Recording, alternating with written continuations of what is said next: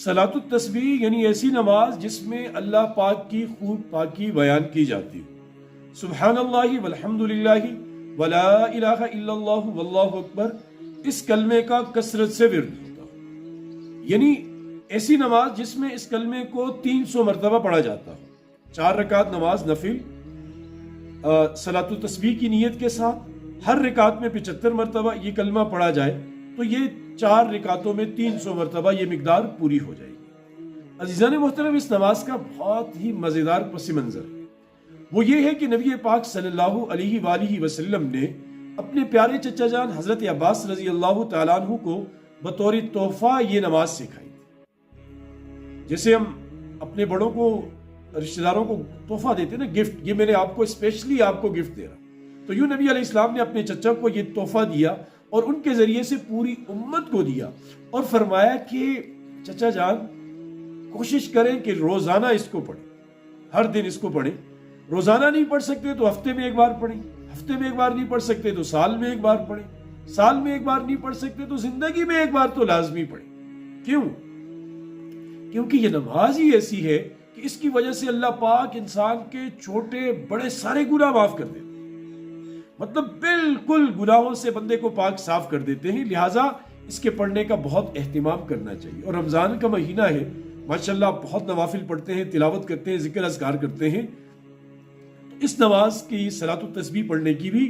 آپ مکمل طور پر گھر میں ترغیب دیں، اور خود بھی پڑھیں اور بچوں سے بھی پڑھیں۔ اب اس کا طریقہ بہت آسان ہے، میں 2 لفظوں میں آپ کو سمجھا دیتا ہوں۔ جیسے میں نے عرض کیا کہ یہ 300 مرتبہ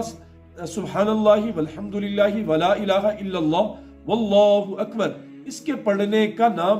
یہ صلاۃ التسبیح ہے۔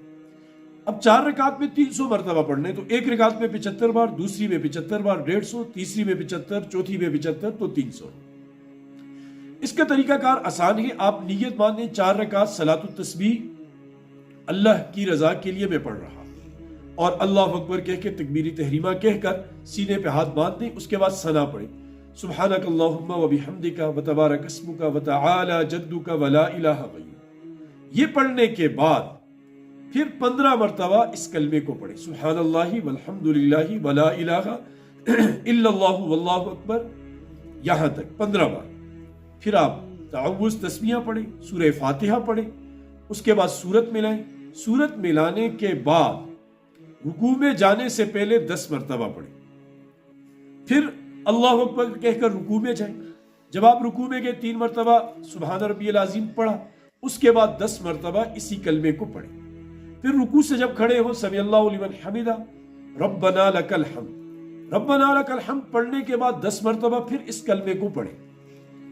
پھر اللہ اکبر کہہ کر سجدے میں چلے جائیں،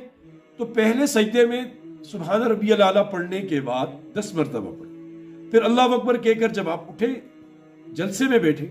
تو دوسرے سجدے میں جانے سے پہلے 10 مرتبہ اس کلمے کو پڑھیں، اور پھر اللہ اکبر کہہ کر دوسرے سجدے میں چلے جائیں اور سبحان ربی الاعلیٰ کے بعد 10 مرتبہ اس کلمے کو پڑھیں، تو یہ 75 بار ہو گئی۔ اسی طرح دوسری رکعت، اسی طرح تیسری رکعت، اسی طرح چوتھی رکعت، اور پھر آخری قاعدے میں تشہد، درود شریف اور دعا پڑھیں، اور خوب اللہ پاک سے اپنے لیے، تمام مسلمانوں کے لیے، تمام حاجتوں کے لیے اس دعا کریں، اور اس دعاؤں میں مجھے بھی یاد رکھیں۔ اللہ پاک ہمیں عمل کی، سمجھ کی توفیق نصیب۔